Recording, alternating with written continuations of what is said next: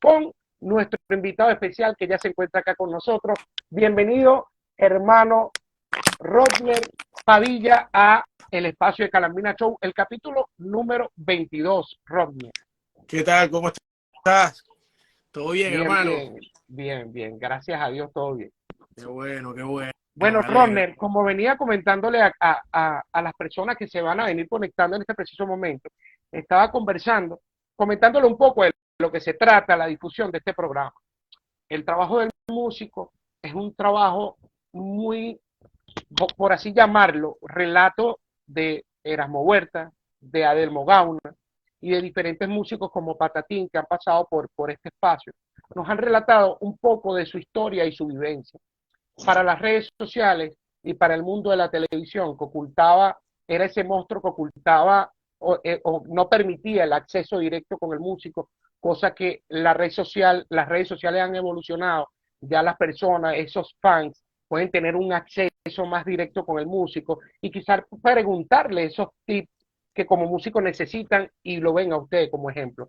Primero quiero que le den la bienvenida a todos tus seguidores que se van a conectar y yo sé que muchos quieren conocer una entrevista y un relato contado por ti, porque he estado buscando dentro de todo para decir, wow, de todo lo increíble que has hecho, y no encontraba un espacio relatado. Conseguí uno creo que fue una revista eh, un, un, como una historia que relataba el sistema de orquesta y donde participaste en un programa de orquesta, no recuerdo muy bien, que donde participaste y relatabas un pequeño espacio de tu vida, pero queremos Okay. escucharlo por ti y yo sé que muchos de los que se están conectando lo quieren escuchar de tu propia historia. Wow, no, bueno, qué chévere. Primero, agradecerte por la invitación. Siempre es un gusto poder ahí conversar. Bueno, hay tantas cosas que en el camino de la vida del músico uno va viviendo y va macerando ahí, ¿no? Así que te agradezco mucho la invitación a tu programa, a tu show, Calambrina. Qué bueno, y bueno, a todos tus seguidores en España y en todas partes del mundo, ¿no? Sí, no, agradecido nosotros contigo por aceptar la invitación, por ser ese músico que muy cariñosamente dice sí a estos espacios que yo creo y siento que hacían mucha falta. Hay muchos músicos en crecimiento que quizás quieren saber un poco más de cómo ha sido su historia, porque como te contaba anteriormente, las redes sociales eh, pintan muchas cosas que no son tan fáciles como la gente cree. Mm, Entonces, hay muchos músicos que creen que es grabar y sentarse aquí y entrarle a palo una batería y mm. no estudiar y no tener una disciplina, porque cada uno de esos tips que prácticamente nosotros los recibimos del hogar. El venezolano recibe una cultura y unos valores y unos principios increíbles, así como todos los seres humanos de las diferentes partes del mundo. Pero el músico que crece, te voy a relatar un pedacito de la historia de Rodner Padilla, a ver si no estoy equivocado. Rodner Padilla viene de Punto Fijo. Rodner Padilla crece en una familia religiosa que le gusta ir a la iglesia, donde son músicos, tu padre músico empírico, que toca piano, ese, Yeah. ese músico de Guataca, de ese saoco y ese corazón, que es el que dicen que tocan más con el corazón que con el pensamiento, ese corazón increíble. Y entonces vas a la iglesia y empieza a darle palo a la batería. A los 7 años.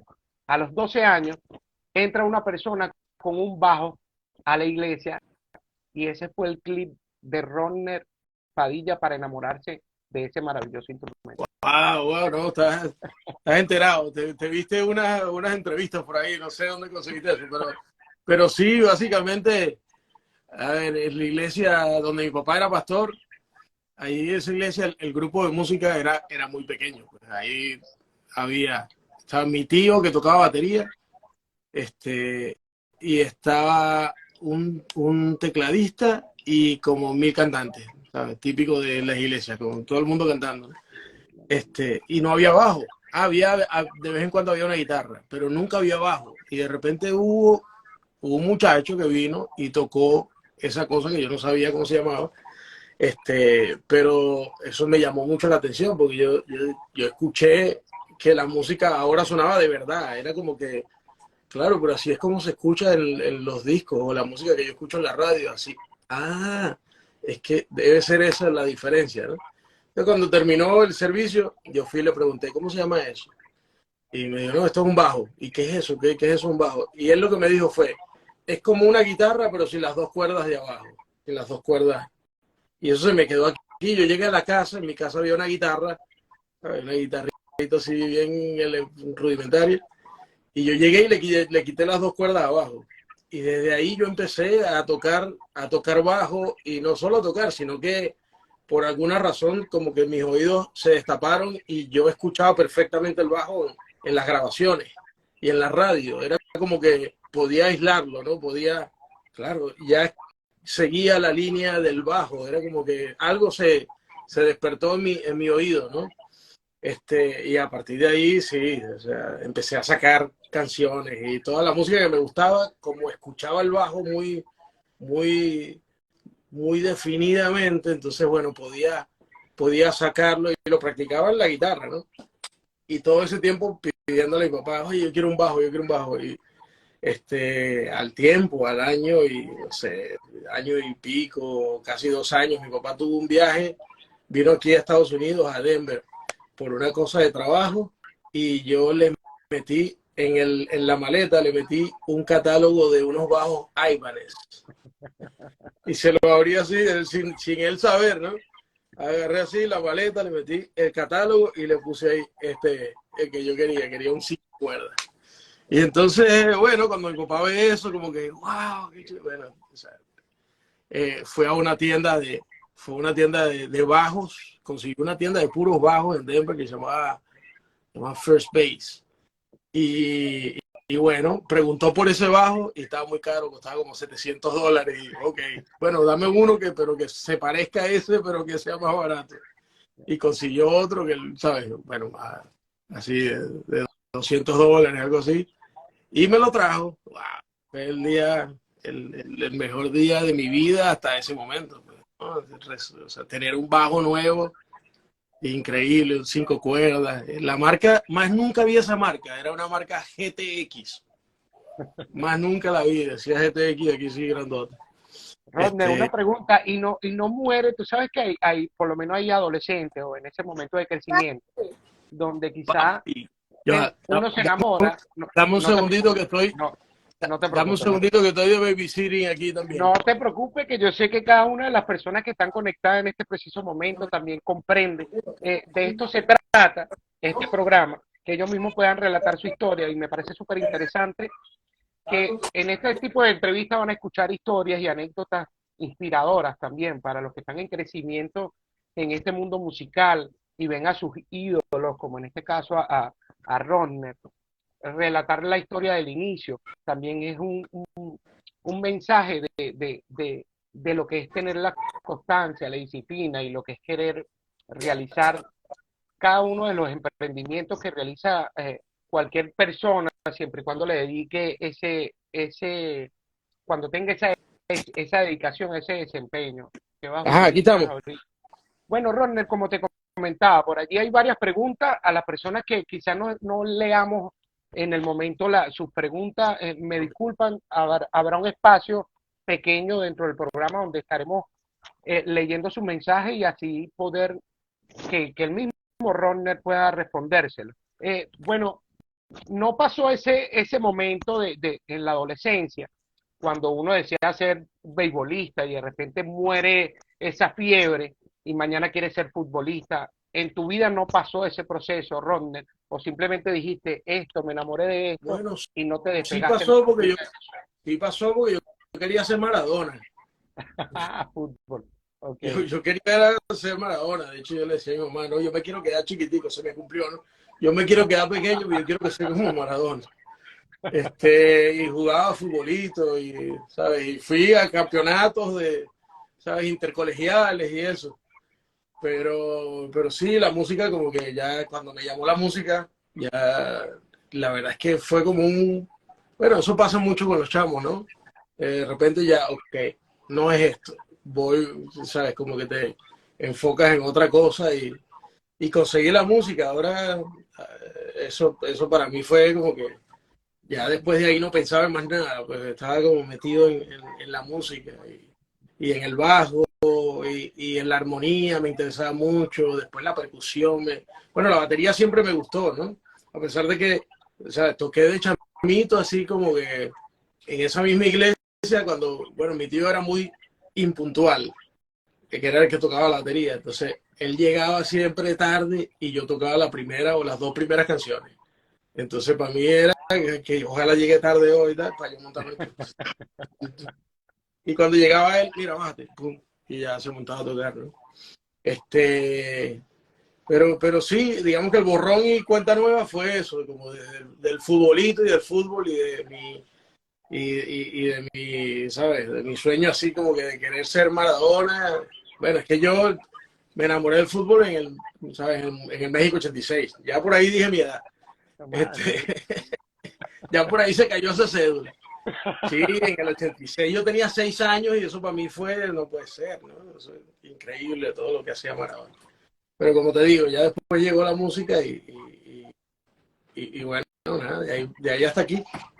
¿Qué sintieron, qué sienten en este caso tu padre cuando te compra el bajo y todas estas cosas? Porque fíjate, es increíble los padres que tienen la vivencia o esa experiencia tan maravillosa de tener a un hijo en la misma vocación o en la misma, en ese mismo desempeño a lo que ejerza. Todos los peloteros quieren tener a un hijo pelotero, los boxeadores a un hijo boxeador, los futbolistas a un hijo futbolista, pero es maravilloso encontrarse con la bendición de que tu hijo decida el mismo camino o el rumbo. Quizás tu papá siendo ese músico empírico, como que soñaba muchísimas cosas que quizás no tuvo ese apoyo. Sentiste en todo momento que cuando tu padre descubre este arte, esta pasión que es como un don natural, porque tú dices que escuchabas el bajo definido de una manera que un oído musical que quizás ahorita tú dirías, wow, qué increíble era yo para la edad, porque tú puedes conseguirte muchísimas personas que tienen quizás el mejor bajo y tienen 10 años ensayando, o sea, no son igual. No, no, a ver, con respecto a tu pregunta, o sea, mi papá siempre tocó piano, así, tú sabes, bien empírico, como tú dices, toca buenísimo, toca un estilo súper viejo, pero a mí me encanta cómo toca, bueno, además es tanto escucharlo y ese viejo lo amo, lo adoro. Este, pero fíjate que él siempre fue un tipo como muy, ¿sabes? Muy concreto en sus cosas, ¿no? Entonces, claro, cuando él vio que yo lo que quería era ser músico y él básicamente como buen padre lo que hizo fue que se preocupó mucho. Porque, porque bueno, ahora yo lo entiendo, ¿no? En ese momento para mí era, tú sabes, llegó un momento que fue el peor padre del mundo. No, ese viejo no sabe nada de nada. De hecho, tuvimos casi un año, ¿sabes? Que nos saludábamos, pues, pero no, digamos que, o sea, no era que no nos hablábamos, pero era, ¿sabes? Como muy distante el asunto, porque bueno, estábamos ahí encontrados en esa situación de que yo quería ser músico y él más bien lo que quería, no, pero tienes que pensarlo bien porque eso es difícil, o sea, ¿qué vas a hacer? ¿Vas a matar tigre toda tu vida? Algo así, ¿no? Entonces, y yo, la verdad es que yo no sabía en lo que me estaba metiendo. O sea, es un poco seguir esa intuición que tú tienes de lo que quieres hacer con tu vida, ¿no? Pero uno está muy chamo, ya te estoy hablando de ahí ya 16, 17 años, tú no sabes mucho lo que vas a hacer, solamente tienes una idea de lo que quieres hacer, ¿no? Y la verdad es que yo no sabía dónde me estaba metiendo. El camino músico no es un camino fácil, es un camino cuesta arriba, es un camino de muchos obstáculos, es un camino de 1000 pruebas. Y la verdad es que yo creo que lo único que te puede mantener a través de todo ese camino, con todas esas dificultades, a la vez, tiene muchas recompensas, muchos momentos increíbles, muchas tarimas inolvidables, muchos ensayos inolvidables, muchas grabaciones inolvidables, muchas amistades musicales y amistades de la vida que son inolvidables y que te hacen crecer. Entonces, digamos que tiene muchas cosas buenas y muchas cosas difíciles también. las cosas difíciles a veces pesan mucho y por eso mucha gente dice, ya va, yo mejor me dedico a otra cosa. Pero en mi caso, lo que siempre me mantuvo ahí, digamos, de no ver hacia los lados y tratar de siempre, en los momentos difíciles, tratar de seguir adelante, era ese amor a la música. O sea, yo traté siempre de conectarme con eso que desde chamito me conectó con la música, ¿no? Lo que en mi alma y en mi cabeza producía la música, ¿no? Eso traté siempre de conectar con eso en los momentos difíciles, tratar de siempre volver a la música que me gusta, a la música a la música que me inspira, a la música que quiero hacer, ¿no? Y eso siempre me conectaba otra vez con toda la situación y alguna situación venía al camino que podía retomarme en la vía correcta, ¿no? A nivel de trabajo, a nivel bueno, de seguir andando este camino de la música. Pero no es fácil y la preocupación de mi papá es totalmente entendible, ¿me entiendes? Pero, pero bueno, digamos que los papás también dicen, bueno, ok, ya llega un punto donde, dale, yo te apoyo. Y bueno, el tiempo se ha encargado también de dar como ¿sabes? Las recompensas a su apoyo también, ¿no? Yo lo veo de esa manera, todo ese apoyo que ellos me dieron. Ya cuando ellos me dijeron, cuando mi papá me dijo, ¿sabes qué? Yo voy contigo, dale, yo te apoyo. Eso fue nunca mirar atrás. Él más nunca me dijo, ¿estás seguro? Cuando la vaina se puso difícil, nunca me dijo, ¿tú estás seguro? Tranquilo, puedes estudiar otra cosa. Jamás, ni siquiera se atrevió a decirme o a cuestionar, ¿no? Esa decisión de la música que iba a tomar. Entonces, eso yo se lo agradezco muchísimo, ¿no? Y eso es un valor que a mí me gustaría poder replicar con mis hijos también, ¿no? Fíjate que por eso esto hace de este tipo de entrevistas algo muy especial. Yo sé que muchas de las personas que te siguen, Ronda, son músicos, son fanáticos, son personas que te siguen por tu ejecución, por tu disciplina hacia tu instrumento, porque eres de esos, y lo voy a llamar poco, a lo mejor será para muchos mal sonado, por así llamarlo, porque ya hemos relatado varias historias con diferentes músicos y tocamos hasta este punto y llegamos hasta un punto eje sobre esta conversación. Eh, Relatado por la historia por ustedes, donde relatan todo este principio, el comienzo duro, la preocupación de tus padres que no va a acabar porque, ¿qué pasa? Está la parte muy bonita que son los resultados y la cosecha que comienzas a recoger a través de la disciplina, del sacrificio, de la responsabilidad, porque eso también engrana mucho lo que es el músico. Yo he visto muchísimos músicos que son muy buenos, pero son muy irresponsables y no terminan llegando a ese punto élite en el cual muchos de este grupo maravilloso venezolano que se encuentra en, en, por así llamarlo, vamos a llamarlo Estados Unidos, acá España o en Latinoamérica, que hay muchísimos venezolanos, porque el venezolano está catalogado en diferentes partes de Latinoamérica y el mundo entero como un músico increíble. Venezuela absorbió un mestizaje musical increíble. Venezuela siempre fue la puerta que le abrió a todos los géneros musicales, le abrió la puerta sin poner traba ni candado a nadie. Y entonces era muy importante que el venezolano no se bloqueó con ese tipo de música. El venezolano no se quedó solamente con nuestra hermosa y maravillosa música venezolana, que para mí es la mejor música del mundo, al igual porque soy una persona muy regionalista, muy amante a mi cultura, respeto mi cultura y respeto a los maracuchos por ser tan como ellos son con su música y como aman a su estado. Ojalá todos los venezolanos tuviéramos ese punto de vista. Pero resaltando lo que tú planteabas, ¿en qué momento decide Ronner decir, bueno, ya esto se va a ir más profesional, me voy a centrar, voy a estudiar, me voy a ir a un núcleo, a una escuela de música, me voy a sentar y ahora viene la parte teórica, la parte de aprender y ponerme a tono aquí, porque está el músico empírico que cuando hablan los músicos de partitura, el empírico se calla, porque dice, ¿para qué voy a hablar aquí si están hablando de corchea, de negra, de blanca? ¿Y qué puedo hablar yo aquí que le pueda interesar a ellos? Entonces, ¿en qué momento tomas esa decisión? Sí, yo creo que eso empezó muy naturalmente, no fue algo tan, ok, yo quiero hacer de esto algo serio, ¿no? Sino que yo tuve la suerte un poco de que mis amigos con los que yo estudiaba, con los que tocaba en la iglesia, tocaban más que yo, ¿no? Y eso a mí, bueno, me sirvió muchísimo, porque por ejemplo en esa época los bateristas fue como una época donde se hizo como más masivo el hecho, o eran ya muchos más bateristas que podían leer, ¿no? ¿Por qué? Porque había la referencia de gente como Dave Weckl, y entonces la gente sabía que Dave Weckl leía muy bien, ¿no? Para tocar, entonces, bueno, todos los bateristas tenían como la idea de, para tocar así, entonces yo tengo que aprender a leer. Y bueno, resulta que el baterista, o uno de los bateristas que tocaba en la iglesia, estaba metido en ese asunto, era mayor que yo, ¿no?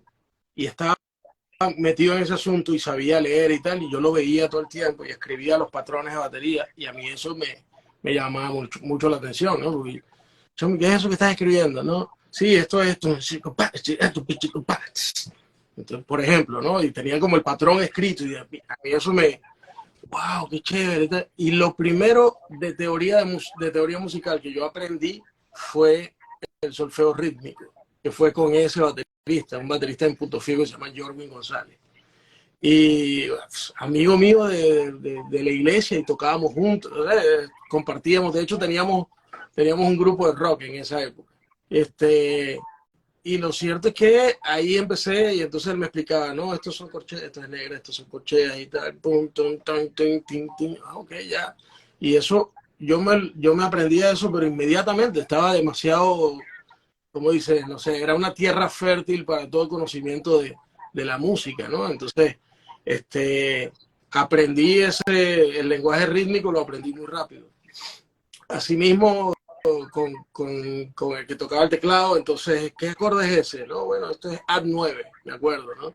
Esto es un acorde de Ad9, porque tiene, sí, porque es la misma segunda. Entonces, estaba absorbiendo todo eso, que formaba parte de la teoría musical, pero no estaba en una escuela, ¿no? No estaba en una escuela de música donde me lo estaban enseñando formalmente, sino que iba absorbiendo conocimiento de donde lo podía agarrar. Es como el equivalente a hoy en día lo que es YouTube, ¿no?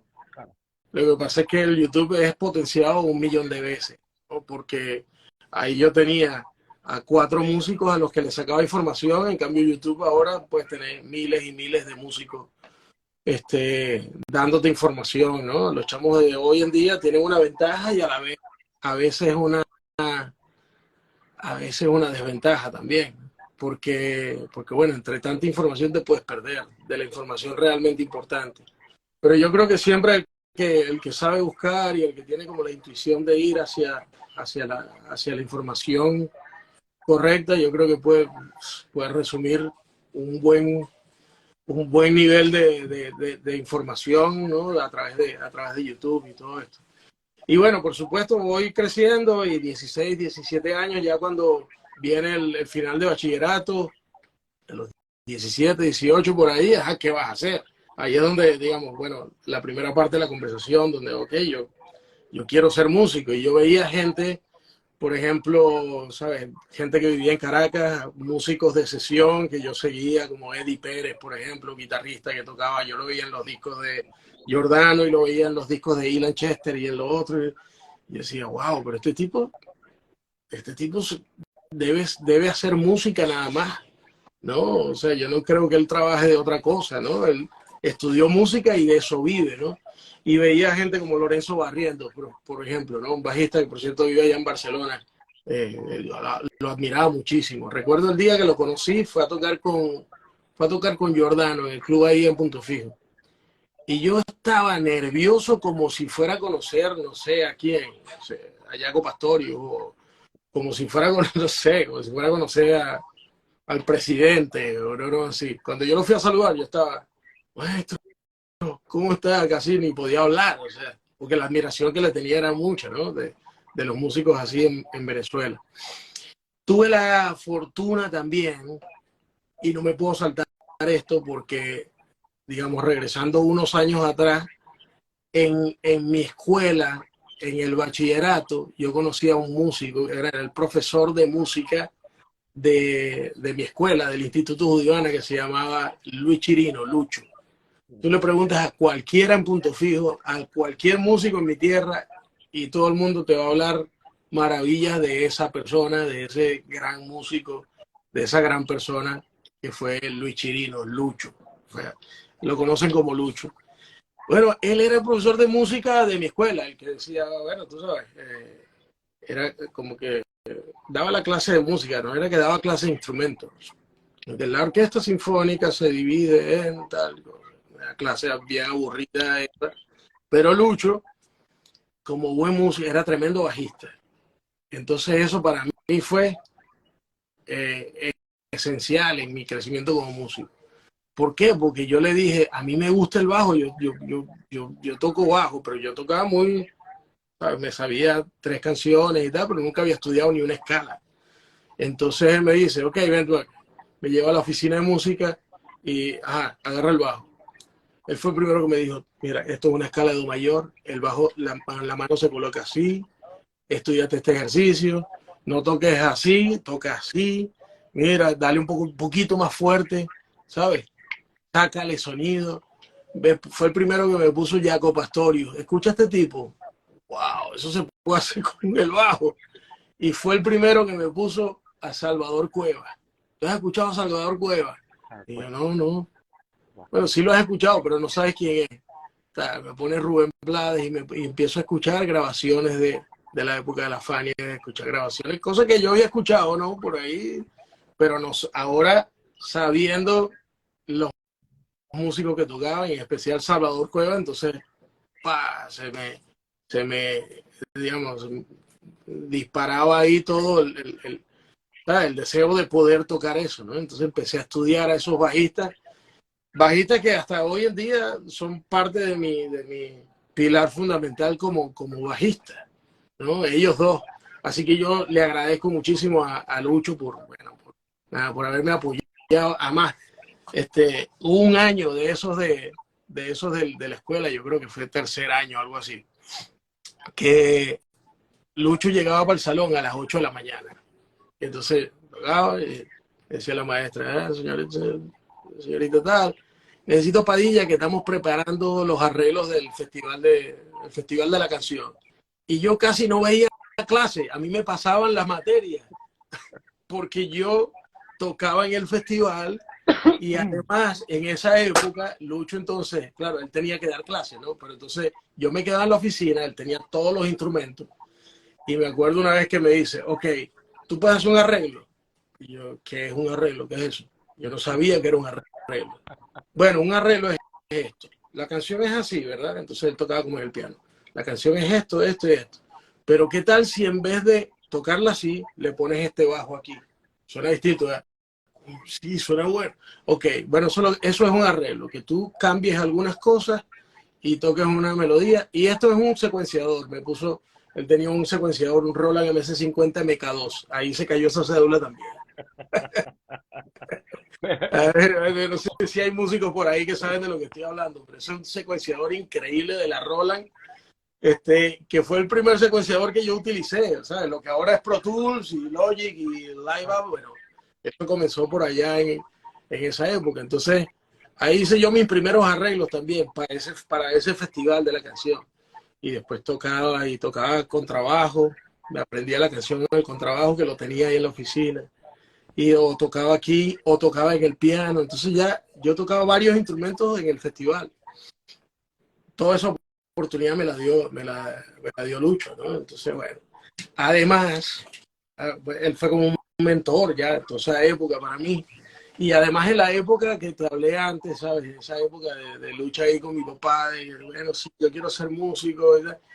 Lucho tuvo una conversación con mi papá muy importante, ¿no? Y que entre otras cosas fue como que lo que hizo que mi papá, como que ya dijera, ok, dale. Bueno, no digo que eso fue lo único, ¿no? Pero él fue uno de los que ayudó para eso.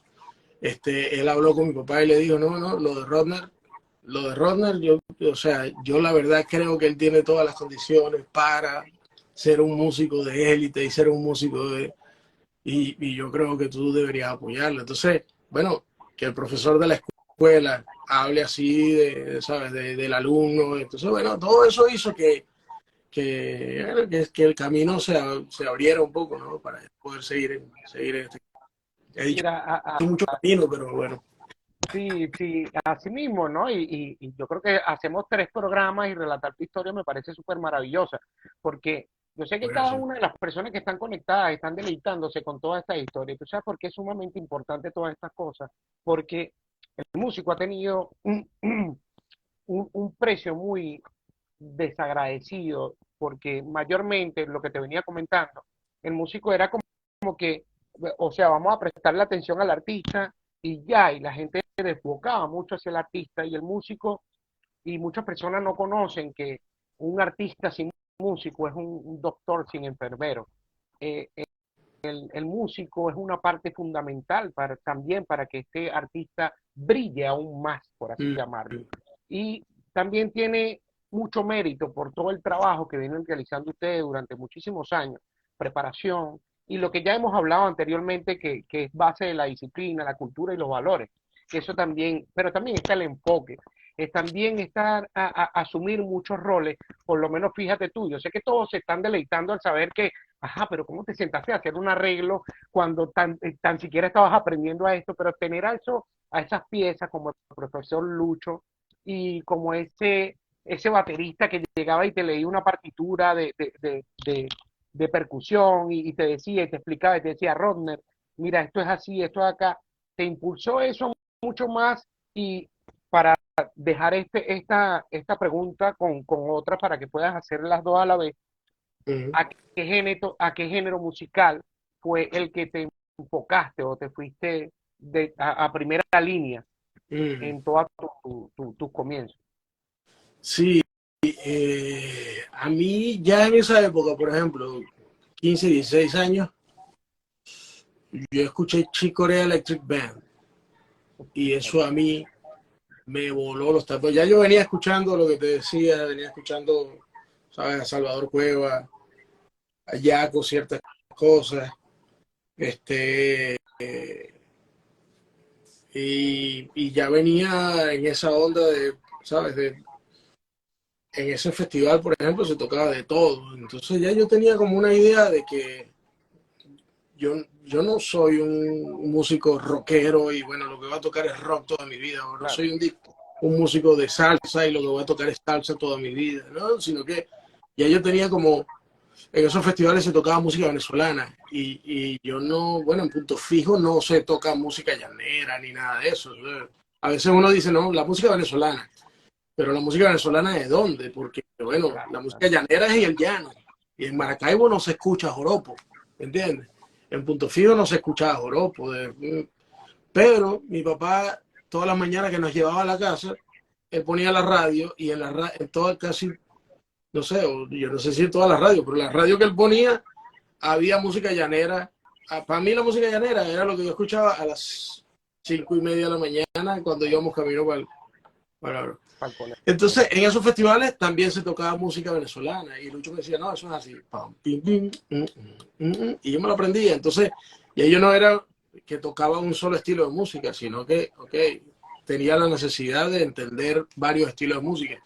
Y yo creo que eso también fue la base para cuando yo decidí ya dedicarme a la música, fue como la base de lo que iba a ser mi carrera, ¿no? Porque yo no soy un músico de un género musical específico, ¿no? Y además, cuando yo me di cuenta que para poder trabajar dentro del negocio de la música, a mí me iba a funcionar más y yo podía abarcar más, ¿no? Me iba a funcionar más a nivel de agenda el hecho de yo poder dominar desde la música latina hasta el pop, hasta la salsa. Ya cuando después tú te vas enterando de cuánto paga cada género y de cuánto, entonces, bueno, tú vas depurando por dónde quiero trabajar y por dónde quiero tal y de qué manera quiero llevar mi negocio adelante. Ya eso todo lo vas pensando después, ¿no? Cuando caes en cuenta de que tienes que hacer de esto una manera de vivir, ¿no? Este, pero digamos que como género musical siempre tuve esa idea de abarcar la música a lo más que yo pudiera y tratar de tocarla lo más de verdad posible, porque a veces tú puedes decir, bueno, no, yo sé tocar salsa, pero bueno, no es pum, pum, pim, pim, pim, pim, pim. Es que tú tienes que tratar de conocer de verdad, desde la clave hasta los giros armónicos de la salsa, estudiar a muchos bajistas, ¿no? Y luego poco a poco vas haciendo ese compendio de lenguaje y todo eso va saliendo, ¿no? Yo no digo que yo tenga mi manera de tocar, pero bueno, puedo interpretar el género de una manera, ¿no? Bueno, yo digo que también esa idea es importantísima, también agregar un poco de ese amor y ese estilo propio, ¿no? Yo digo que tampoco uno puede dejarse guiar, o por lo menos el músico no debe dejarse guiar tampoco por todo lo que este otro músico o profesor, llámese ese ídolo, porque no vamos a llamarlo que es limitación, porque la música, lo mismo lo va a leer tú como lo va a leer otro músico, pero también agregar ese poquito de corazón, esa entrega que te ha caracterizado, porque aquí tuve la oportunidad de entrevistar de hablar con Erasmo y decía, el músico que quieren tener todas las orquestas y las agrupaciones. Ronner es Ah, esa estrella increíble que tú quieres tener, que todos quieren tener y esa versatilidad tan increíble, esto esa manera de es mostrar. Erasmo, mira, primero que Erasmo es maracucho, y los maracuchos son, ya tú sabes que son exagerados, entonces, bueno, no, yo lo quiero mucho, ese es mi hermanito, y yo le doy un cheque mensual ahí para que hable bien de mí, pero no hace No, no, nada. yo no creo porque son muchísimas las personas que están conectados y resaltan lo mismo. Eh, Formaste o estás creando te estás volviendo como un ídolo de una generación maravillosa que está creciendo también con todo esto, lo que Mira, está pasando con la mira, música. eso, aquí lo que vamos es fieles a la música, cada vez que vamos a un bar a tocar para 20 personas, yo voy a la música, ¿no? Y tengo la suerte de que la gente que toca conmigo está en la misma onda, ¿no? Y procuro estar rodeado de gente que esté en la misma onda, ¿no? O sea, luego la semana siguiente es para 40.000 personas eh, en un festival o para 20.000 personas en una arena y voy para la música, ¿no? Y voy a por hacer la mejor música que yo pueda dejar en esa tarima. Y luego es aquí grabando en mi home studio, que hasta ahora es bien humilde, pero he tenido la dicha de grabar para muchos productores, para muchos artistas, aquí mismo. Y aquí voy a por la música, ¿no? Y voy a por lo que quiere el productor, a por aportarle lo más que pueda a su música, a por cuando él abra mi bajo en su sesión, diga, wow, ahora tengo un mejor track, ¿no? Ahora mi canción, la canción que estoy produciendo suena mejor. Eso, ya ahí yo me doy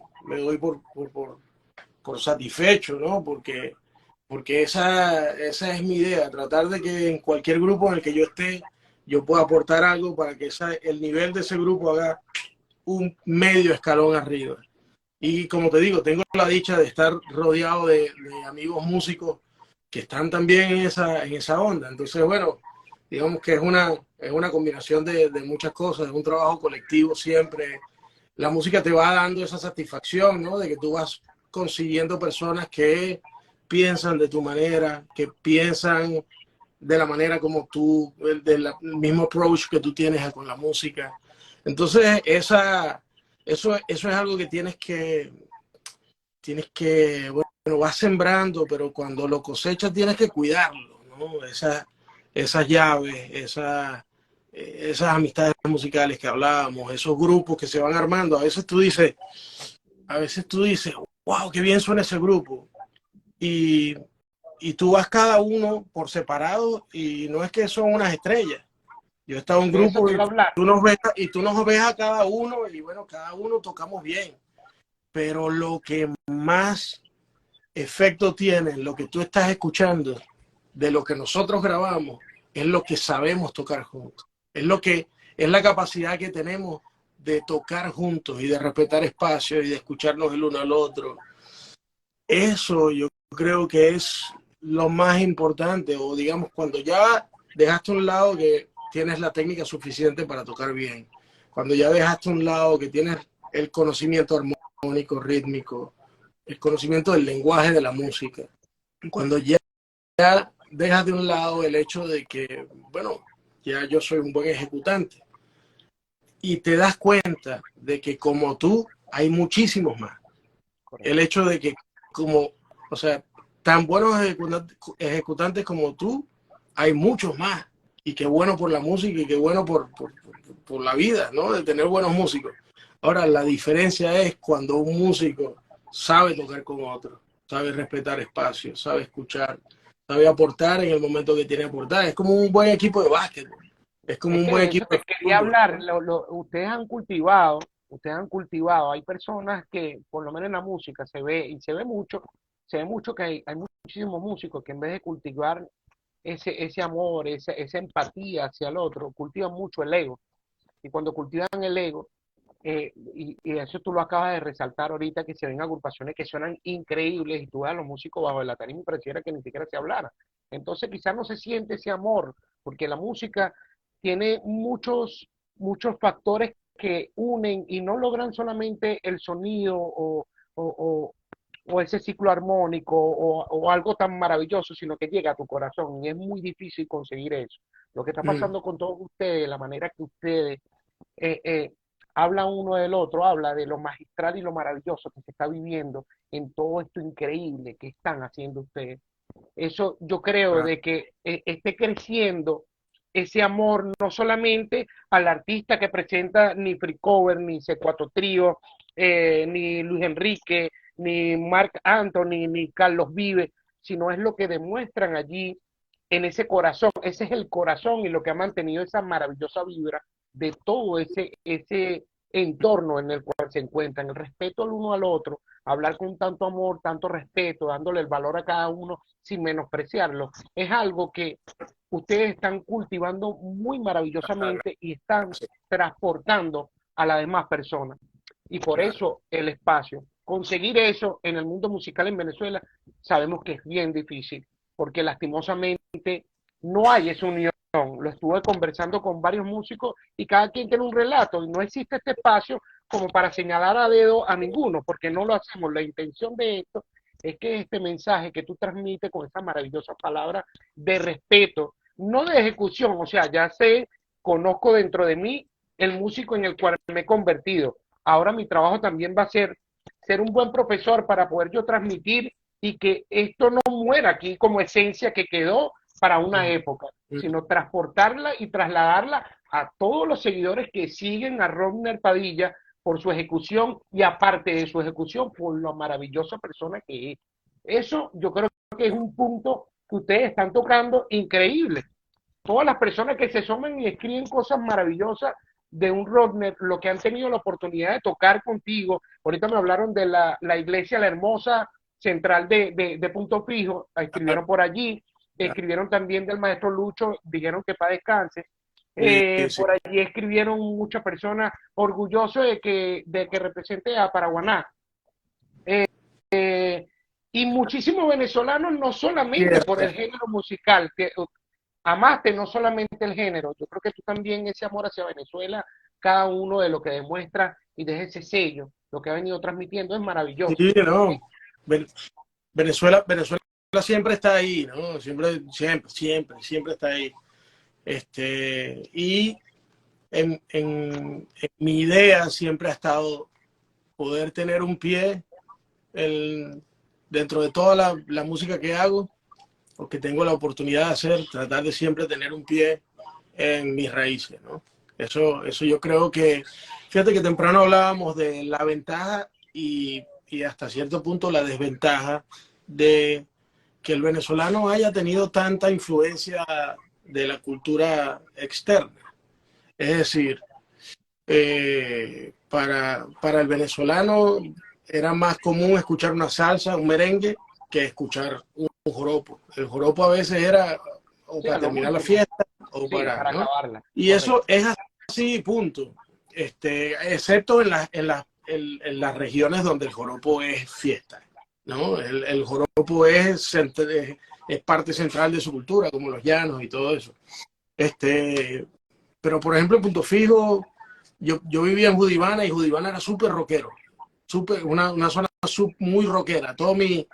Mi, el momento de mi bachillerato y eso, yo iba a las fiestas y era rock, era puro rock, no se escuchaba ni salsa ni nada de eso, era puro rock. Entonces yo me aprendía canciones de rock y todo el asunto. Pero lo que quería decir es que para el venezolano entonces es una ventaja, porque de hecho luego sales de Venezuela y te das cuenta que el músico extranjero, el músico aquí afuera, ve al músico venezolano como un músico muy completo. Entonces, te voy a dar un ejemplo. Por ejemplo, mi amigo Tony Zucker, ¿no? Que todos lo conocen y seguramente lo siguen. Yo lo admiro mucho, lo quiero mucho. Es, ¿sabes? Un músico con el que he tenido la oportunidad de grabar mucho, sobre todo de compartir mucho en el estudio. Y en esas conversaciones él me decía, por allá cuando arrancábamos a grabar, hace, no sé, 6 años, y me dice, bro, ¿qué pasa con los venezolanos, bro? Que, o sea, tocan la salsa y la tocan buenísimo, y tocan funk y tocan increíble, y tocan pop y les suena de verdad, y tocan, qué sé yo, y pueden tocar cualquier estilo de música y todo les suena de verdad. Entonces, claro, y vas tú pensando en eso y dices, bueno, es que nosotros tuvimos acceso a toda esa música. Ahora también pasó que muchos músicos venezolanos no saben tocar música venezolana, ¿no? Eso también llegó a suceder. Por supuesto, hay grandes excepciones. Eso no quiero generalizar, pero bueno, pasaba mucho. Que un músico venezolano después iba a tocar un joropo y no tenía idea. A mí me llegó a pasar también.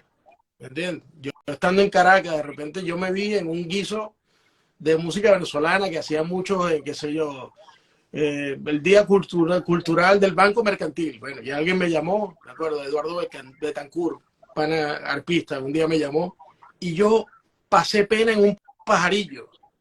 Yo pasé pena, ¿sabes? Él arrancó el pajarillo, ¿sabes? Y arrancan, que tengo, ahí todo el mundo tiene que hacer eso. Y a mí me pasó así.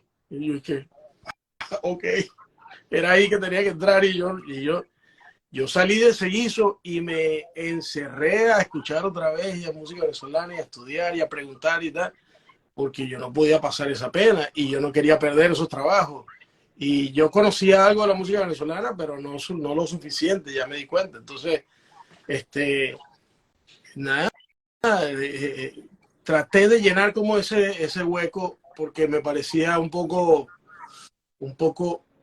irresponsable, no sé si es la palabra, irresponsable de mi parte ser un músico venezolano y no conocer de la música venezolana y, y, y haber pasado pena en un pajarillo, ¿no?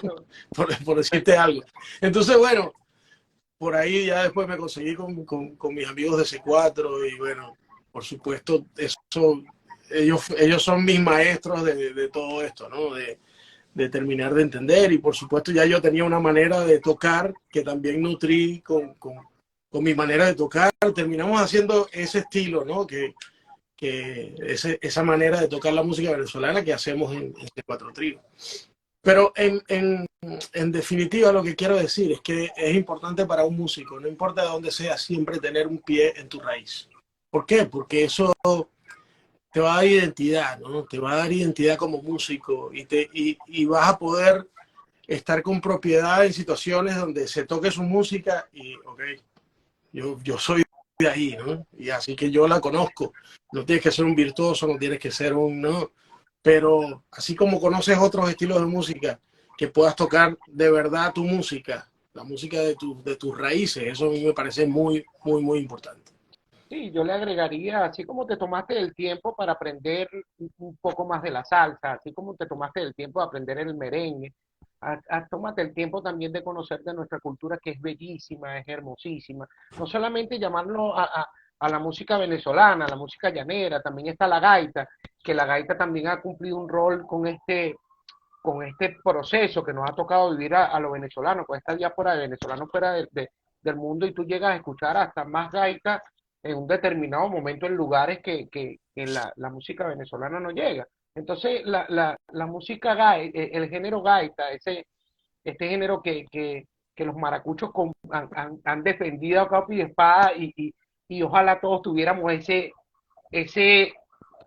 sintiéramos lo que ellos sienten por su estado, por su música y por todas estas cosas maravillosas por nuestro país.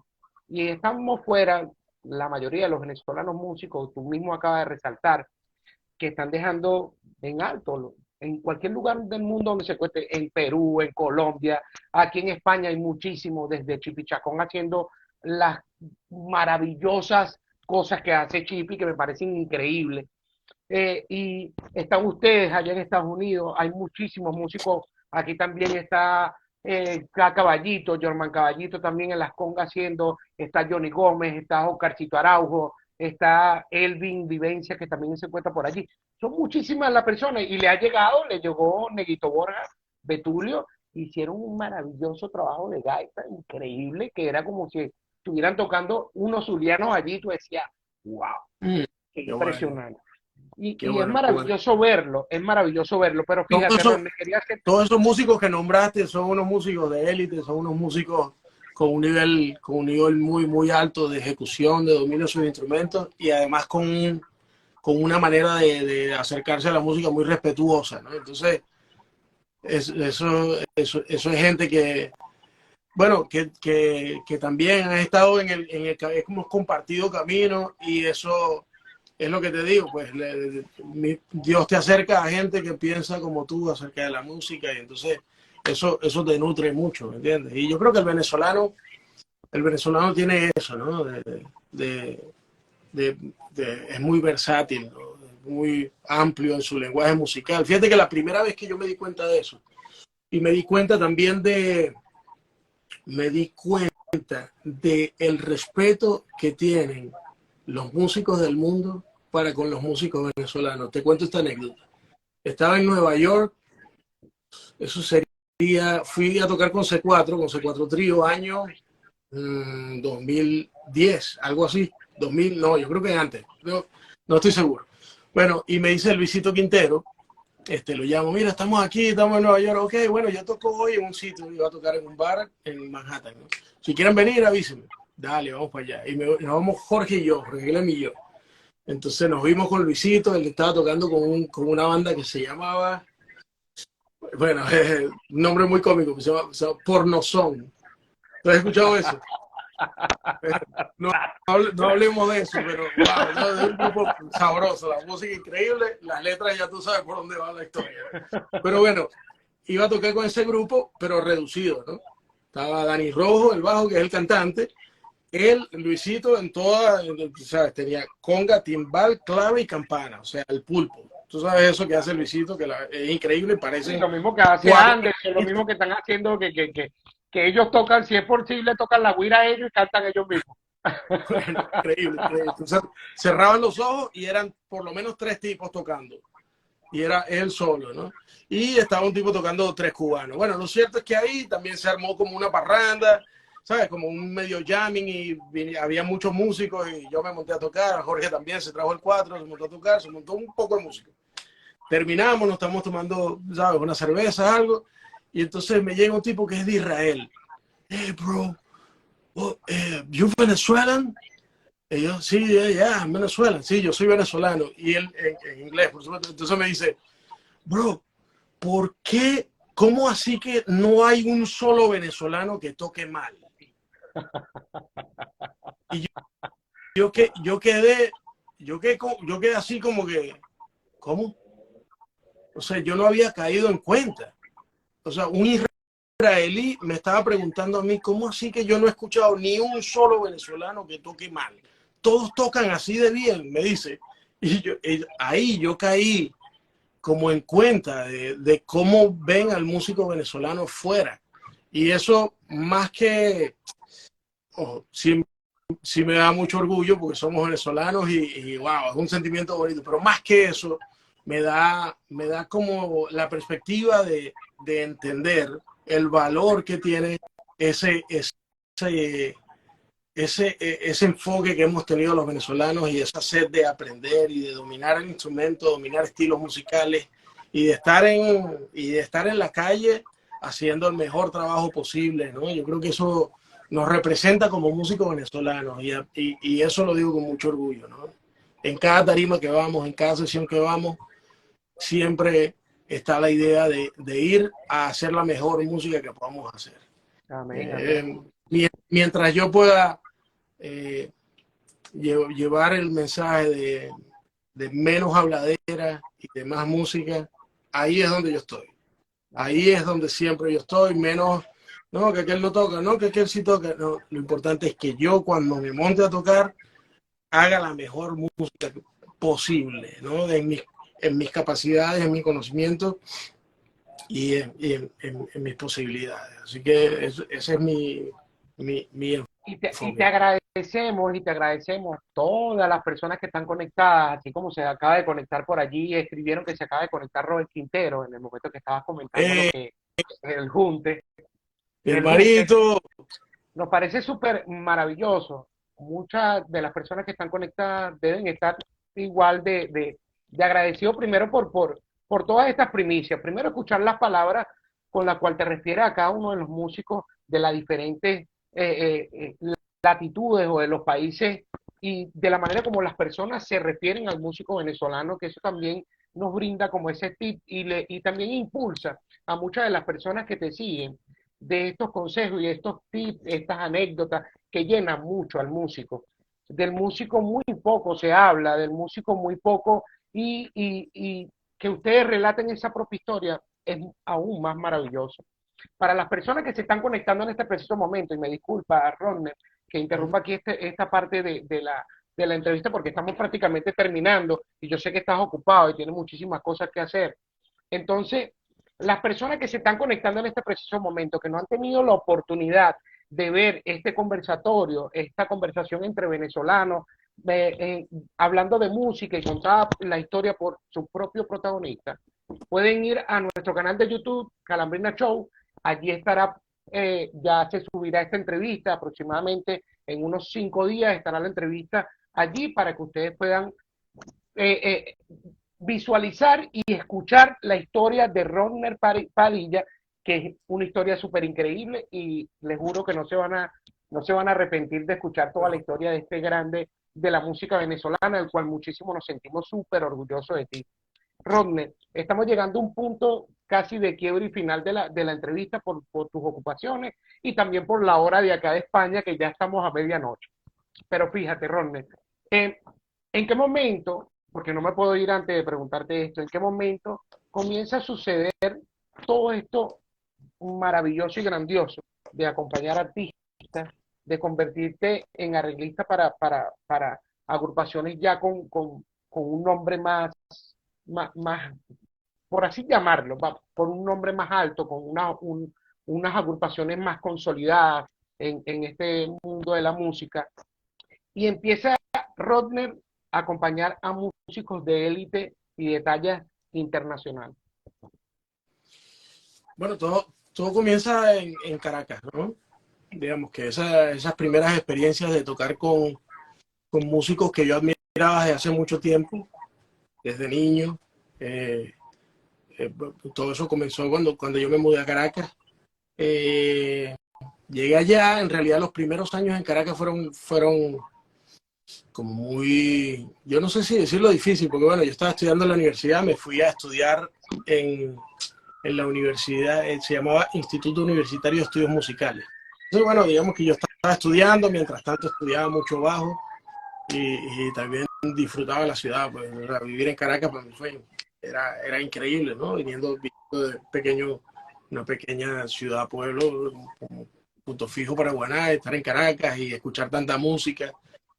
Pero los 2 primeros años no toqué como bajista, nada, digamos que tampoco tenía la malicia de ir a un jam session, no, sino que no sabía mucho del negocio de la música, la verdad. Pero había un músico que se llama Andrés Briceño, baterista, increíble, que en esa época estaba muy, muy, muy de moda, ¿no? Además que era un buen profesor, daba muchas clínicas. Entonces, él una vez fue a Punto Fijo, antes de yo mudarme a Caracas, a hacer una clínica allá, y yo lo acompañé. O sea, él vino solo y allá en Punto Fijo, entonces le ponían una banda, ¿no? A acompañarlo. Y yo lo acompañé, me aprendí sus canciones, y tocamos y ahí quedamos en contacto. Cuando me fui a Caracas, él me siguió llamando para las clínicas que él daba. No, voy a dar una clínica en la Universidad Central. Dale, yo voy. Entonces lo acompañaba, grubeaba con él. Esa era como mi experiencia con músicos así de calibre, digamos, ¿no? Y él fue quien me abrió la puerta, me dio la primera oportunidad como bajista. Ya todos esos 2 años, bueno, como sí, cerca del segundo año, yo empecé a tocar piano en un restaurante en Caracas y empecé a trabajar, pero como pianista. Tocaba en un piano bar, no sé si se acuerdan del restaurante La Estancia. Solo en La Estancia encontrarás. Bueno, tenía un trabajo, sí, sí, tenía un trabajo ahí de martes a domingo, tocabas 6 días a la semana. Y bueno, esa era mi chamba, ¿no? Ahí tocaba, de hecho, digamos que, a ver, esto es un dato que es una tontería, pero a lo mejor a alguien le ayuda. Yo no tenía teclado, entonces tenía que llevar un teclado porque era piano y tenía que poner un sonido de bajo y los sonidos de batería y eso. Entonces yo alquilaba un piano, alquilaba un teclado, de lo que yo me ganaba, le pagaba al chamo porque no me alcanzaba para comprarme el teclado y todo el asunto. Pero bueno, lo lograba y trabajaba, pues. Y lo que me quedaba, bueno, podía vivir en Caracas y pagar la renta, etc. Y lo cierto es que como bajista, entonces a los 2 años o 2 años y pico, entonces me llama Andrés, mira, tú tienes pasaporte. ¿Qué pasó? No, porque hay un viaje para México con Soledad Bravo. Y tienes pasaporte. Y yo no tenía pasaporte, pero le dije que sí, sí, vale, sí, sí, yo tengo. ¿Y cuándo es? Bueno, sí, eso es tal fecha, pero el ensayo es hoy. ¿Cómo así? El ensayo es hoy, sí, eran como las 11 de la mañana. Entonces, bueno, sí, sí, el ensayo es a las 2 de la tarde, aquí en H&M, ¿no? En RM, que era una sala de ensayo ahí en el CCT. Este, tú puedes pasar por aquí, yo estoy en el CCT, tú puedes pasar a buscar los papeles y nos vemos a las 2 en la sala de ensayo. Dale, buenísimo. Bueno, el ensayo eran 3 horas. Yo me fui para el CCT, busqué los papeles, me fui en la camionetica para mi casa a buscar el bajo. Mientras yo en la camionetica iba leyendo todos los papeles, que por cierto el show de Soledad es todo pepas, como decimos los músicos, o sea, todo notas. Es 20% cifrado y 80% notas. Pum, pum, pum, pum, pum, pum, pum, pum, pum. O sea, notas, como un chart de salsa, ¿no? Básicamente.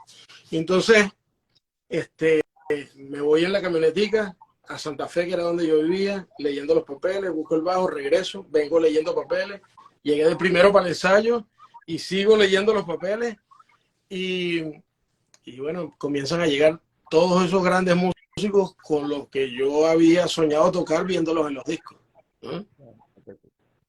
Te lo nombré antes, Eddie Pérez, Alberto Lazo, estaba Omar Olivero, todos aparecían en los discos, eran los músicos con los que yo siempre había querido tocar. Lo cierto es que todos llegan y bueno, nadie me conoce. Sí, no, yo voy a tocar bajo. Ok, chévere. Todo el mundo muy buena onda, muy bueno todo. Arrancamos, llegó Andrés, arrancamos el ensayo sin Soledad. Estamos tocando 2, 3 temas, todo va saliendo bien. Gracias a Dios voy tocando las notas que son. El ensayo no se detiene por mí, que eso es lo primero que tú buscas, ¿no? En cualquier ensayo, tratar de que si se da la detiene mejor el ensayo, impresión, claro. bueno, y llega Soledad Bravo, ¿no? Llega la cantante y llega y lo primero es que me ve y después ve a Andrés, que era el director, y lo ve. ¡Andrés! Ella, de un temperamento bastante fuerte. ¡Andrés! Ve para afuera que tenemos que hablar. Pero me vio y vio a Andrés y le pidió que se saliera del salón. Entonces, bueno, Andrés pone cara, pero va para afuera. Y cuando regresa Andrés, resulta que después él me cuenta que ella lo que le dice es, no, ¿qué hace ese muchachito aquí? ¿Dónde está? En ese momento el bajista era un gran bajista, amigo mío, se llama Carlos Rodríguez, que él no podía, por eso Andrés me llamó. Entonces, pero este concierto de Soledad era como muy importante para ella, porque era un concierto de Soledad Bravo con Gal Costa, que es una gran cantante brasilera, falleció hace, creo que el año pasado. Una superestrella de la música brasileña. y era un concierto en México. Entonces ella estaba muy nerviosa con ese concierto porque quería quedar de los mejores. Y entonces me ve a mí, flaquito, chiquitico, y un chamito tocando, que ¿quién es ese? No, yo no confío, ¿me entiendes? Claro. Entonces Andrés le dijo, ya va, yo llamé a Rodney porque él puede tocar. Así que yo soy tu director, quédate tranquila. Él va a hacer el trabajo. Entra y escúchalo. Bueno, en ese entra y escucha, ella lo que hizo fue llamar, bueno, su esposo, el manager, llamaron a quien fue el director y bajista de ella como por 15 años. Así como que no nos vamos a quedar con este chamito, déjame asegurar, ¿no? Bueno, digamos que es entendible, ¿no? Déjame llamar a Patú, que se sabe toda mi música, se la sabe de memoria y ha tocado 15 años conmigo. Entonces, bueno, y el Patudo se aparece, el bajista, se aparece en el ensayo. Imagínate esa situación, ¿no? Se aparece en el ensayo con bajo, guindado, con todo. Por supuesto, cuando llega, todos los saludos. Es su pana, ¿me entiendes? Todos ellos son panas. Claro. Y bueno, ahí está sentado el bajista. Y Andrés le dice, vamos a seguir. Así como que él imponiéndose como director, ¿no? Claro. Vamos a seguir. O sea, como que no le dice al Patudo que se siente, ni ahora al bajista que se siente. Y entonces, bueno, seguimos tocando. Tocamos un tema, 2 temas, 3 temas, todo iba saliendo bien. Y después el bajista, él mismo dijo, ¿qué hago yo aquí? Nos vemos. ¿Y qué fue? Imagínate. Pum. Y en esa banda yo quedé por 5 años, quedé tocando. Entonces, digamos que fue una prueba de súper de fuego para mí, porque bueno, imagínate esa situación. Si yo pelaba 2 notas, si el ensayo se paraba por mí un par de veces, no era que tenían que llamar al bajista. El bajista estaba ahí sentado, el bajista que se sabía toda esa música de memoria, que había tocado 15 años con él. Y para mí eso fue, o sea, yo salí de ese ensayo. Hermano. O sea, Dios mío, ¿qué es esto? ¿Por qué yo tuve que vivir Increíble esto? la Pero prueba bueno, que te tocó. fue una prueba de fuego, sí, fue una prueba dura, ¿no? O sea, y como te digo, de ahí para adelante, bueno, toqué como 5 años más con Soledad, después echábamos broma, por supuesto a Soledad yo la quiero mucho y a su esposo también, No, ¿sabes? y que es Y, entendible también, luego, es entendible porque es como todo, él como artista quiere dar el mejor show y no conoce claro, claro, sí, a sí, un músico y yo lo eso suele entiendo, suceder, yo pues. lo entiendo, yo lo entiendo perfectamente, yo la entendí, Y el bueno, sí. pasaporte, dice por ahí, y el pasaporte. Y el pasaporte lo resolví. A la vieja época, bueno, yo creo que todavía es la misma historia, resolviendo con contactos y no sé qué, en esa época, bueno, hice cualquier maraña de esas para poder conseguir el pasaporte lo más rápido posible. Bueno, finalmente ese concierto de México se cayó, porque fue como 2 semanas, el concierto era como 2 semanas después de las Torres Gemelas. Ah, imagínate tú. Sí, entonces bueno, cancelado todos los vuelos, cancelado conciertos, cancelado todo. Pero ya yo quedé como bajista y después salió, bueno, no sé si quedé como bajista, pero salió otro concierto y a lo mejor el bajista no pudo tampoco y bueno, ya yo había ensayado. Entonces, Claro. bueno, de ahí para adelante, como quedé yo, ¿no? Quedé yo en el trabajo. Fuimos, ¿no? Viajamos por todos lados. La verdad que viajamos todo Venezuela con la banda de ella y además fuimos hasta, por ejemplo, fuimos a Marruecos, mi primer viaje internacional con la música, siendo músico y Te iba a cobrando un cheque. preguntar, te iba a preguntar eso, que todos los viajes también, aparte de ir a Italia, a muchas partes, vas a Marruecos Sí, y es la experiencia. A mí me queda cerca de acá de Málaga, Marruecos sí, la tengo acá ahí a prácticamente la al isla. frente. Entonces, la experiencia también de empezar a conocer otros países con una cultura totalmente diferente. Eres de ese músico que se sienta y dice, no, yo quiero escuchar la música de ellos, quiero ver cómo suena, de absorber ese conocimiento musical, el cual el músico tiene un oído único, porque cuando la persona quizás nunca ha involucrado su vida hacia la música, quizás todo le suena igual, todo le suena igual. Cuando tú empiezas a convertirte en músico, empiezas a ser un poco más detallista, tú dices, wow, viste el chapeo de los timbales y viste cómo de repente el bajo, y viste cómo hizo, y mira esta transición, y mira cómo hicieron esto, y tú dices, wow, el músico se involucra mucho más en la música, pero desde el fondo, hasta desde un Vas a estilo.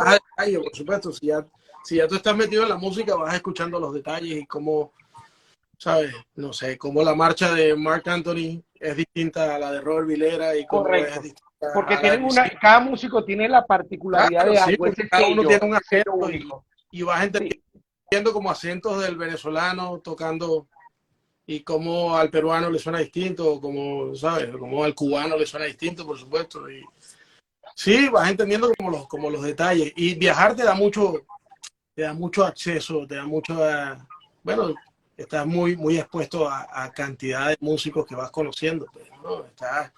Y a distintas músicas. Por ejemplo, ese viaje a Marruecos, sí, tuve la oportunidad de escuchar música allá y bueno, era, era, era fascinante, era impresionante, ¿no? Poder estar en sitios que yo a lo mejor ni siquiera me lo soñé, ¿no? Y la música tiene eso es muy gratificante, muy bonito, ¿no? A todos los lugares que te puede llevar la música. He estado en sitios que nunca me imaginé que podía estar, ¿no? Jamás, Ronald, jamás. Yo estudié llegaste y, a pensar que a través de todo ese sueño de niño que a los 7 años, de darle palo a una batería sin tener el más mínimo conocimiento de quizás de lo que estabas haciendo en ese momento, sino esa intuición de niño de ver una baqueta y ver un tambor y decir, no, bueno, a esto se le da palo. Y de verte quizás luego recibiendo un Grammy y después también mm, estar en los Latin Grammy americanos, que también tuviste la dicha de estar. Eh, mm, ¿Qué pasa por tu mente cuando luego de todo ese trabajo arduo, todas esas pruebas de fuego, todas esas sí. experiencias, empiezas a recoger esta cosecha maravillosa de un trabajo que aquí no me puedes decir lo que me dijiste hace rato, no, porque no, es un trabajo que usted se ha ganado con mucho sacrificio y eso, todos los que están conectados no podemos estar equivocados aparte de Vladimir acá, de decir lo orgulloso que nos sentimos de ti, de ese cuatro trío, del Pollo Brito, que también es un musicazo increíble, y convertirse ese cuatro trío en esos músicos tan amados y queridos por todos los venezolanos que también estamos fuera por lo que ha marcado fuera de Venezuela. No quizás por el impacto, el venezolano de repente no lo impresiona ver un cuatro, pero cuando un músico de afuera o cuando personas de otros países ven ese instrumento chiquitico que todo el mundo dice que es un ukelele y que no saben que es un cuatro, porque en muchas Mm. partes, no es un ukelele, es un ukelele. Y de repente ven ese instrumento y eso que marcó ese cuatro trío y todo lo maravilloso que ha pasado por tu vida, en algún momento te sentaste y empezaste como asimilarlo, a decirlo, wow, todo esto está pasando. Sí, o sea, yo creo que sí, la música en su ruta, en su camino, entonces va poniendo momentos que te sorprenden, ¿no? O sea, como que, ¿qué hago yo aquí? O sea, Claro. wow, y ves para atrás y bueno, lo primero que piensas es, ha valido la pena, ¿no? Lo primero que piensas es, ha valido la pena estar allí, ha valido la pena, ¿sabes? Convencerme de que no debo desistir, porque bueno, muchas veces lo pensé, ¿será que esto no es? ¿Será que, bueno, ya va, déjame ver qué otra cosa? La verdad es que sí, sí hay momentos donde tú te planteas decir, oye, va, ¿será que es mejor, sabes? Bueno, buscar otra manera de hacer las cosas, pero bueno, siempre he conseguido la manera de que sea a través de la música, ¿no? Y eso lo agradezco muchísimo, se lo agradezco a Dios, se lo agradezco a las personas que tengo alrededor, se lo agradezco a mi familia, ¿no? Que también he sentido su apoyo, ¿no? Mi esposa, mis hijos, mi esposa en especial, ¿no? Que en este camino, el tener una persona a tu lado que de verdad entiende que esto no es solamente, bueno, que él le gusta tocar y bueno, y digamos, con eso es que trae el dinero, sino que hay una narrativa, ¿no? En tu camino de vida como músico Y en mi caso también ha sido un poco, bueno, tratar de demostrarme a mí mismo que, bueno, que con la música sí puedo hacerlo, ¿no? Sí puedo mantener a mi familia, sí puedo llevar adelante a mi familia, ver crecer a mis hijos, ¿sabes? En buenas condiciones. Y requiere de mucho enfoque, mucho trabajo. A veces no hay horas de descanso, y cuando no las hay, bueno, tienes que asumirlo de la manera correcta. Ahí hay momentos de ausencia también, ¿no? Eso te iba a Ausencia de, hablar, de eso te iba a ausencia hablar, de a veces de, fechas, días pero especiales. sí, pero tener esa, digamos, esa conexión y de saber de que hay momentos, ¿no? Aquí hay que apretar, aquí vamos a estar más tranquilos. Entonces, uno va desarrollando sus dinámicas, vas entendiendo tus tiempos, vas administrando el año, vas administrando tu energía. Sí, yo creo que, bueno, todo eso te lo va dando los años de ir año tras año haciendo música. Y sí, es como un basquetbolista, es como un futbolista, ¿no? Un basquetbolista, bueno, sabe que a lo mejor arranca la temporada en la NBA y bueno, no tiene los mejores juegos, pero sabe que a mitad de temporada va a apretar porque, bueno, ahí es donde necesita que el equipo, entonces no empieza desde... Bueno, ahí uno va administrándose, ¿no? A nivel de energía, por supuesto, van pasando los años y tú vas...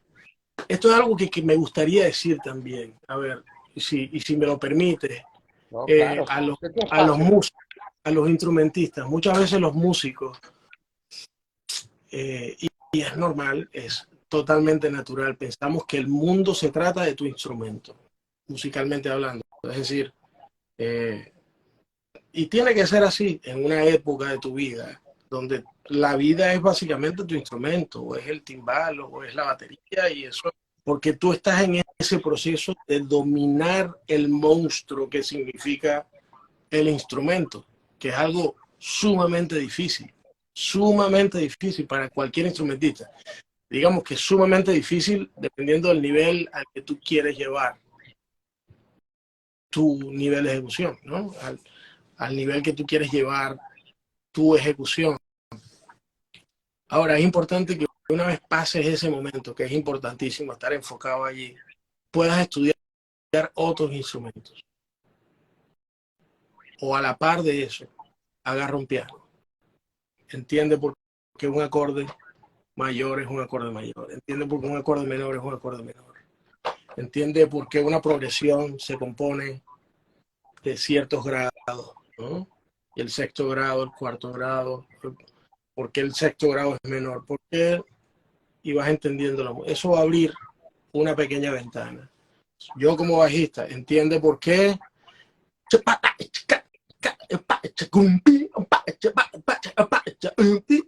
porque eso se llama bota, y de dónde viene y por qué el songo y por qué y dónde está en la clave y qué es lo que hace el timbal con respecto a eso y que eso va a abrir una ventana, ¿no? A nivel de producción, escucha los discos y piensa, ok, no solo en lo que está tocando el conguero o el baterista o el bajista o el instrumento que tú tocas, sino piensa cómo reaccionan y escucha muy atentamente cómo reaccionan los demás instrumentos a lo que hizo el conguero, cómo reacciona el arreo, cómo reacciona el conguero a lo que estaba escrito en el arreo. Y eso va a abrir otra ventana musical, va a abrir otra ventana. Es decir, todo eso va sumando a un punto donde también tu vida en el music business no solo está centrada en tu instrumento. A ver si me explico bien lo que estoy diciendo. Para hacer vida como músico, vivir de la música, tener la agenda en un punto interesante donde tú puedes tener buenos ingresos, puedes tener buena vida, es decir, puedes darte unos gustos con tu familia y puedes pagar tus bills y puedes, ¿no? Para llegar a eso, si tú estás absolutamente enfocado en tu instrumento, va a ser muy difícil. En el music business o en la industria de la música que vivimos hoy en día, va a ser muy difícil. Mientras tú puedas ampliar tu conocimiento musical, hacia otros instrumentos, hacia hacia el ramo de la producción, hacia el ramo de los arreglos, en ese momento tu agenda, tus ingresos, tu negocio de la música va a representar esa variedad también. Entonces, en el momento que estás de gira y bueno, lo que haces es tocar bajo todos los días, soundcheck, tocar y esa cuenta está ahí andando, chévere. Pero cuando el artista que siempre gana más que tú y es normal y es importante que eso sea así, es como el dueño de una empresa tiene que ganar más que el empleado, porque es así, ¿no? Porque ahí hay horas de inversión, o sea, hay Inversión, claro. inversión y hay búsqueda de recursos y de Promoción, sí, tecnología, comercialización del promoción. En el caso de los producto, claro. cantantes, invierten una cantidad de dinero para poder y hacer esa gira en la que tú estás trabajando. Claro. Ahora, llega un momento que ese artista tiene suficiente para el año y se cansó y ya, ¿sabes? Y quiere No parar, quiero, quiere agarrar un descanso, claro, así mismo es. no quiero seguir tocando. Bueno, me voy a guardar hasta el año que viene, ¿no? ¿Y qué haces tú? Ok, entonces vas administrando entre las otras cosas. Por eso es importante conocer muchos géneros musicales, porque llegas al pueblo y tienes un guiso de top 40, por ejemplo, y tocas música de Stevie Wonder, pero si eres un músico que solamente toca salsa, a lo mejor ese guiso nunca te lo van a dar, nunca te van a llamar, porque no te han visto tocar esa música. Y si esos trabajos no están fluyendo mucho, tú tienes como sentarte y hacer un arreglo, y tienes como sentarte y hacer una producción, y tienes como sentarte y hacer una postproducción de audio, qué sé yo. Hay que ampliar un poco el rango y si todo ese espectro de conocimiento de la industria de la música. Si estás enfocado solo en tu instrumento, va a ser un poco más difícil tener ese ritmo, esa agenda, además de que todos esos conocimientos siempre a la hora de que tú toques van a aportar. ¿Me entiendes? Al hecho de si eres productor, por ejemplo, si sabes cómo producir, entonces tú vas a tocar ya no solo como bajista, sino que vas a tocar como un bajista que sabe producir, que es productor. Ya por lo tanto, la gente que va a escuchar las cosas que tú estás tocando dice, ah, pues eso suena como un disco. ¿Por qué? Claro. Porque tú lo estás pensando como un productor. Entonces, digamos que eso es algo que quería comentarles. Bueno, sé que hay muchos jóvenes músicos y eso es importante. Además que estos tiempos se ven de esa manera, ¿no? O sea, fíjate tú, eres músico, pero además entonces sabes de iluminación y estás haciendo videos y podcasts y eso te va ampliando tu rango de acción dentro de esta industria, ¿me entiendes? Y tú lo ves, ¿sabes? He puesto varias veces el ejemplo de los basquetbolistas, pero Draymond Green tiene un podcast ahorita, Claro. ¿no? ¿No? O sea, 4 anillos con los Golden State, pero bueno, ahorita tiene un podcast, porque bueno, primero porque tiene la necesidad de conversar muchas cosas acerca de lo que ha vivido dentro del básquetbol, pero yo sé que eso también viene a ampliar su espectro dentro del negocio del básquetbol, ¿no? Entonces, los músicos también tenemos que ir navegando con los tiempos, ¿no? Ir entendiendo los tiempos. Y estos tiempos son de menos especificidades, si se puede decir, o sea, como de menos conocimiento específico. Por supuesto, domina algo muy bien, pero amplía tu repertorio, ¿no? Eso para mí es importante en estos tiempos.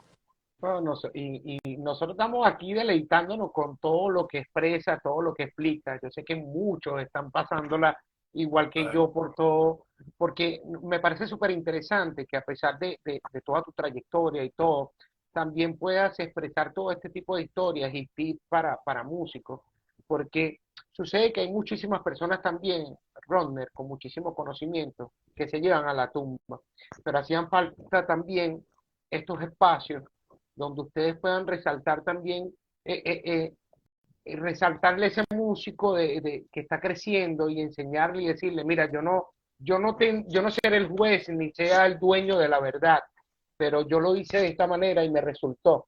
No quiere decir que lo que yo esté diciendo sea la verdad única, Claro, sino claro. solamente te puedo dar este consejo desde mi punto de vista y desde mi experiencia.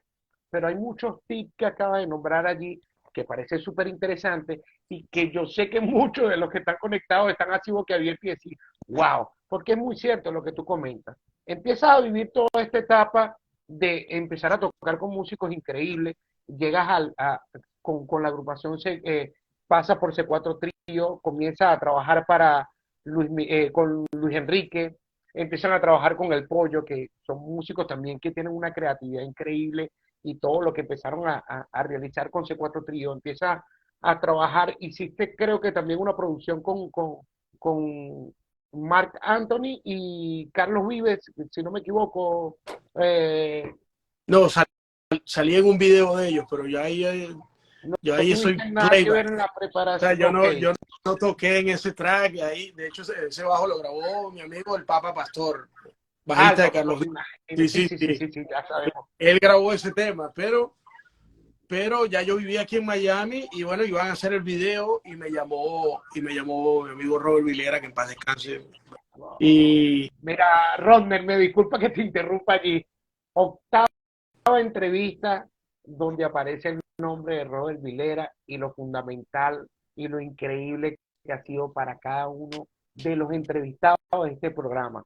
Adelmo, Poque, Erasmo, tu persona y el mismo Montuno Salsa que grabó con Porfi en los 20 aniversario, el de República Dominicana que grabó el tema Tilly, las historias que relatan de Robert Vilera que fue mira, no solamente un maestro fuera de lo Robert, musical.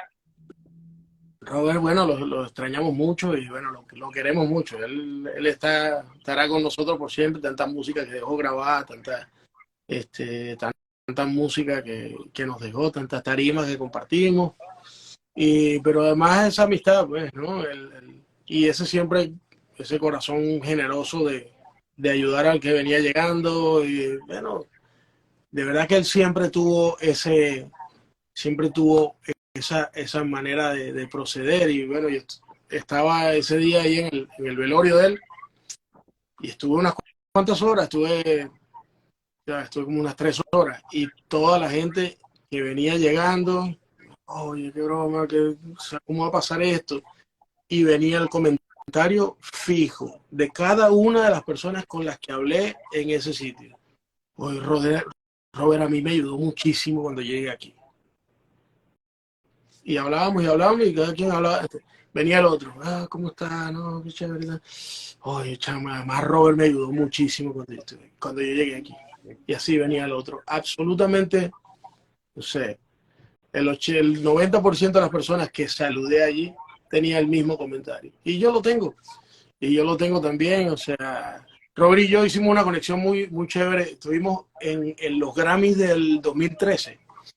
Yo estaba nominado ahí con un disco que hicimos con C4. Y, y bueno, logramos ir a Las Vegas porque fue una odisea en esa época. No sé si recuerdas que los pasajes eran una tortura, una locura. Había que hacer no sé No, cuántas conexiones para poder llegar a Estados Unidos. Bueno, era una locura. Bueno, la situación en Venezuela estaba muy complicada. Y logramos llegar a Las Vegas. Y para nosotros era así como de, bueno, estamos aquí. No ganamos esa vez, pero bueno, nada, vimos a muchos amigos y en especial esa conexión que hice con Robert. Recuerdo que después de los Grammy nos fuimos al after party, estaba tocando Carlos Vives, terminó Carlos Vives y entonces me llega Luisito y Robert, mira, nosotros vamos para el Tropicana, que van a hacer un jam session ahí, vámonos para allá. Vamos, nos fuimos nosotros para allá, pasamos toda la noche tocando. Nos montamos, o sea, bueno, estaban tocando varias gente, de repente cuando nos montamos, Luisito, Robert y yo, no nos bajamos como hasta 3 horas después, tocando y la vez se montaba todo el mundo y nosotros ahí. Y bueno, tú sabes cuando hay conexión musical, ¿no? Tú cuando hay sabes un feeling, claro. cuando todo el mundo está, brother, ¿qué pasó aquí? Bueno, nos bajamos de tocar y Robert me dice, ¿qué haces tú en Caracas? Y que veniste para Miami, me dice Robert. Y ya eso fue en noviembre del 2013, y ya yo tenía pasaje comprado para el 6 de enero del 2014, para venirme a vivir a Miami, ¿no? Entonces yo le digo a Robert, no es que me tengo que ir a Miami, es que yo el 6 de enero estoy mudado para Miami. ¿En serio? Qué bueno, no, vamos a trabajar, ¿sabes? Y yo, bueno, eso para mí era así como que, Dios mío, que yo no tenía bueno, tenía muchos amigos aquí en Miami y tanto tiempo viajando, ¿sabes? Para acá, tú vas dejando amistades, vas dejando gente que son contactos que eventualmente puede significar que alguien te llame a trabajar, ¿no? Bueno, lo cierto es que esa conexión de ese día como que sentó las bases para lo que después aquí, ya viviendo en Miami, fue, bueno, fue una época muy bonita de acompañar a tanta gente. Además que en ese momento casi toda la música que pasaba por Miami caía a las manos de Robert, y Robert armaba las bandas, armaba los acompañamientos, las orquestas. Entonces fue muy chévere. Y fíjate que cuando yo llegué en enero, compré el teléfono, o sea, ya tenía número aquí, y de las primeras personas que le escribí fue a Robert. Robert, aquí está mi número, ya estoy aquí, a la orden, avísame, quiero, ¿sabes? Quiero que nos veamos lo más pronto, y avísame cualquier cosa. No me respondió. Pasó enero y nada. Pasó febrero y nada, puro los zapitos, ¿sabes? Claro. Y marzo. Y yo, bueno, yo siempre he sido de las personas que nunca, ese tipo de cosas no me las tomo personal. Que bolas, no sé qué, no, qué mala persona, que no sé qué. No, no. Cada quien está en su situación.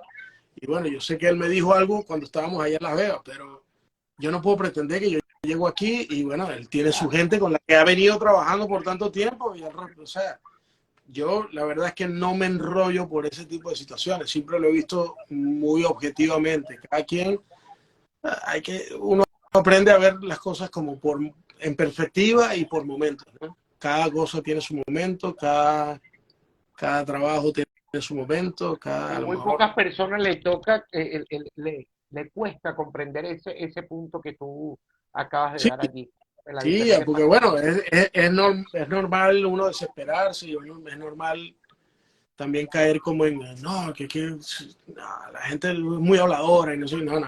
Yo trato de no caer Sí, en esa llenar el dinámica. corazón de odio, claro, así mismo es. No, no trato, sí, igual, ¿sabes? Desde que yo llegué el miércoles y el viernes estaba tocando en una iglesia, que me llamó un amigo, se enteró, y el sábado toqué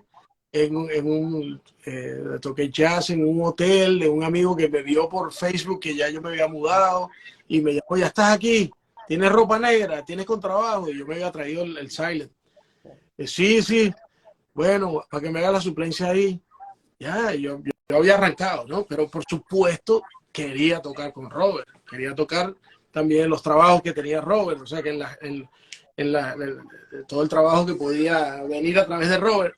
De repente me llama en abril, Rodner, Robert, ¿cómo estás? Chamo, ya tú estás aquí.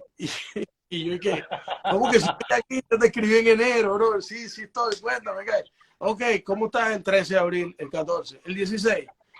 No, bien, bien, bien. No, chévere. Ok, anota ahí. Ay, nos vamos. Revisa tu agenda, como le dijeron a Delmo, revisa tu agenda, Ah, dame chance.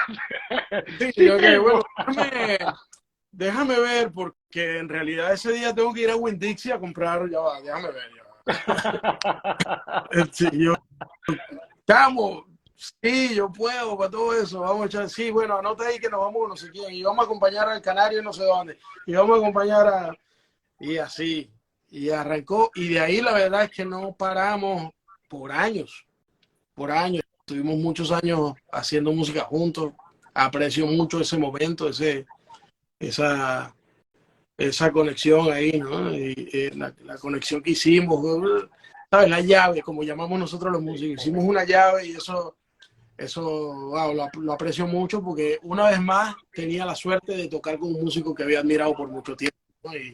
Y yo creo que esa es una suerte que se ha repetido en mi carrera, en mi vida como músico, ¿no? Así que eso yo lo agradezco mucho. Y de cada uno de ellos he aprendido muchísimo, y ahora puedo decir que son mis amigos. Y ya, nada, bueno, a Robert por supuesto lo extrañaremos mucho. Y bueno, nada, Dejó ahí un sí, legado muy bonito, dejó un legado muy bonito para muchos venezolanos grandísimo, grandísimo. y Por ahí yo fue, no sé si existe, yo no sé si existe, pero bueno, tú, a lo mejor aquí hay músicos percusionistas y conocedores, pero sería chévere tener un playlist de todas las grabaciones que hizo Robert Vilera. Yo sé que es un trabajo sí, sí, sí. pero sería chévere poder poner en Spotify Robert Vilera, ¡pum! Y que tú te puedas, o sea, Que muchos se tengo un amigo que deleiten de hizo, todo lo que tengo hacía. un amigo que hizo un playlist de las grabaciones de Salvador Cueva. Hay cosas ahí que yo no sabía que él había grabado. Y ahí está, no sé, cantidad de música. Y yo agarro ese playlist y ¡pum! Esto lo grabó Sal. ¡Wow! ¡Qué increíble! Está. Y yo no se va enterando, ¿no? Entonces, dejo eso por ahí a Bueno, ver quién se Ronald, anota en esa tarea. no te quiero quitar más tiempo. Muchísimas gracias por aceptar la invitación. Nos No, acabamos de gracias a deleitar ti. con toda la historia, todo esto maravilloso que nos contaste, todo el proceso que tuviste que pasar.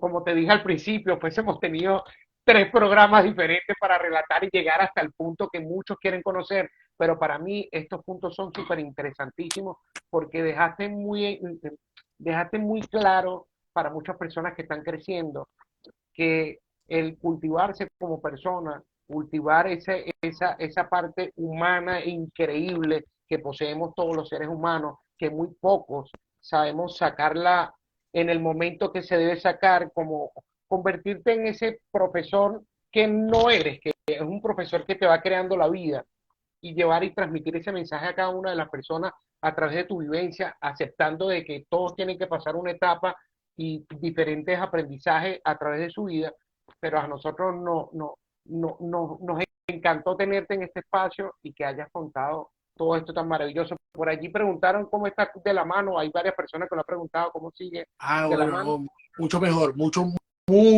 mejor. La verdad que esto, bueno, ha sido un proceso, pero ya fui al doctor el viernes pasado y más bien él está como asombrado de lo rápido que ha sido la recuperación. Él me había hablado de 3 meses sin tocar, pero el viernes me dijo ya, mandó a quitar la férula, tenía una férula que inmovilizaba el movimiento de la muñeca, o sea, para no estropear la operación. Tengo una placa de titanio aquí, o sea, fue una fractura de la muñeca. Pero lo cierto es que me dijo, arranca a tocar progresivamente, pero ya arranca a tocar. Así que bueno, ya estoy activo. Hoy estaba grabando un tema aquí en el estudio. Hace un par de días fui o sea, toqué en el fricor, pero toqué teclado. Porque bueno, todavía, además ese fricor era de vallenato, ese poco de notas, ya tengo que tomarlo poco a poco. Y bueno, tuvimos el honor y el placer de tener al maestro el Papa Pastor, nos lo traímos de Bogotá y fue quien grabó no, tienen que escuchar eso no puede ser, eso no puede ser lo de este tipo. Y bueno, Papa es un músico que yo admiro mucho, además, bueno, tenemos una amistad de, no sé, por ahí 15 años, ¿no? Desde que lo conocí, somos muy buenos amigos, lo quiero mucho y bueno, nos dio el honor de estar ahí con nosotros en el Free Cover. Y los muchachos, Chompa, sobre todo, Chompa, que es el director y el productor de los Free Cover, me dice, no, pero te voy a poner un teclado y tocas, ¿sabes? Para que toques algo, porque no te puedes quedar por fuera. Y yo, bueno, dale. Entonces, A lo que qué dicen por chévere. ahí, si antes eras una máquina, ahora que tienes titanio, imagínate. Ah, no, sí, no te puedes imaginar toda la joda, tú sabes, no, todos mis panas la ven y que, ¿qué pasó? Y la mano biónica, y mira, Iron Man, y no sé qué vaina, bueno, pero sí. Yo echando broma le digo, bueno, si antes tocaba más o menos, ahora póngase a estudiar, porque lo que vengo es, Tienen estudio bastante, así que estudiar. Así que, bueno, póngase Ronald, a estudiar porque vengo biónico, vengo, no. muchísimas gracias, mi hermano. Aquí está tu espacio para que puedas despedirte de todas las personas que estuvieron en sintonía desde el principio. Y les recuerdo a todas las personas que estuvieron conectados desde el primer minuto y los que lograron conectarse en este preciso momento. Les recuerdo que toda esta entrevista que no pudo ver desde el principio estará en nuestro canal de YouTube de Calambrina Show. Ahí podrá encontrar la entrevista con Ronald Padilla y con todos los invitados que han pasado por este programa que quisimos crear para ustedes, de músicos, para músicos y amantes de la música. Muchísimas gracias, Rodner, por aceptar la invitación, hermano. Gracias a ti, a tu equipo de Calambrina Show. Gracias por la invitación. Para mí es un honor poder conversar contigo. Además, ser parte de esa lista de invitados que has tenido, que los admiro, los quiero mucho.